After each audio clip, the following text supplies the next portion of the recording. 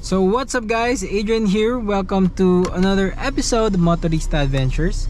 So I am now driving the 2021 Isuzu D-Max LSE, which is the top of the line model 4x4. We will talk about the driving impressions. I'll talk about the suspension, the engine, the what I feel inside dito sa cockpit ng D-Max Pag-uusapan natin yan in this video. But first, intro muna.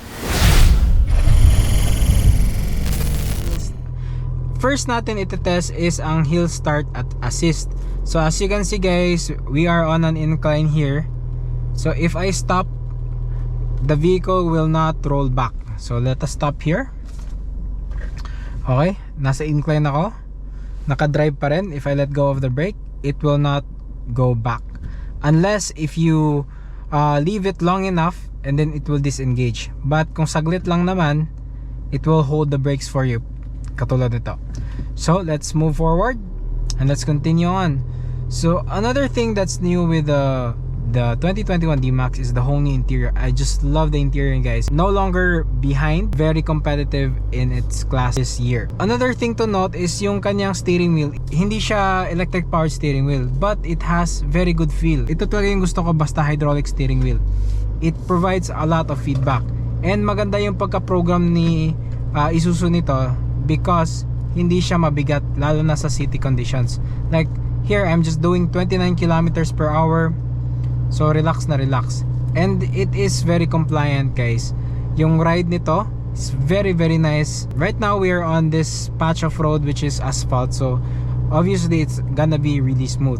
They have revised the front suspension to make it better. So next na i-test natin is yung cruise control. Let's see, so naka-on yung cruise control ko, so adaptive kasi to. So it will maintain as a distance on the car in front. So ngayon wala pa tayong car na nasa harap. So it is maintaining 40. So maya we'll see. The engine sa ating D-Max is very refined. Very minimal noise that's coming from the engine. So ito paakyat to guys, paakyat So high grade yan.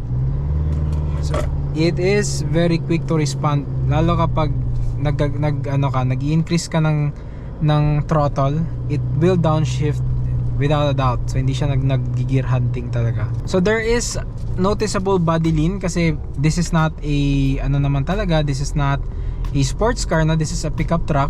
So you would expect na it will lean to the other side, lalo na sa corners. Pababa tayo ngayon, so tinetest ko yung brake.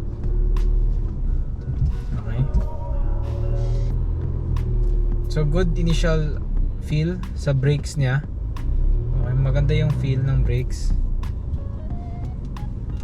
Yan. So it stops immediately, lalo na sa harap kasi mas malaki na yung rotors, tsaka meron din siyang ventilated. So it's ventilated disc and a bigger disc overall sa harap. So again, braking performance has been improved across the board. Especially with this model. Ito yung off-road section here, so let's try to use the 4x4 system. So let's put it on neutral, let's put it on 4 high.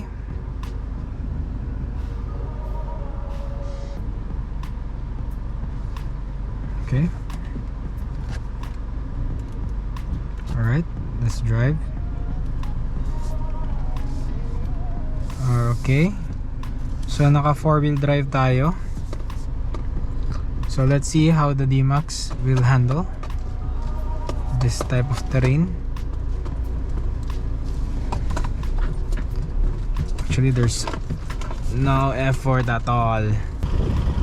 Woo! Nice car, love it. So 2021 D-Max guys, all new for this year. So if you can see guys, meron tayong dalawang camera dyan sa taas. Those cameras are stereo cameras which can detect 3D imaging, 3D images, so kung may kotse sa harap natin, it will automatically detect. So hindi mo na kailangan ng radar na module dito sa harap. Thus yun lang yung dalawang camera na yan, sapat na. Okay. Haven't tried the blind spot warning, but I assume it's really good. Meron din tayong rear cross traffic alert dito. Okay. So kung may pa-cross na kotse at umaatras ka, it will stop the vehicle. It will warn you if there's oncoming traffic.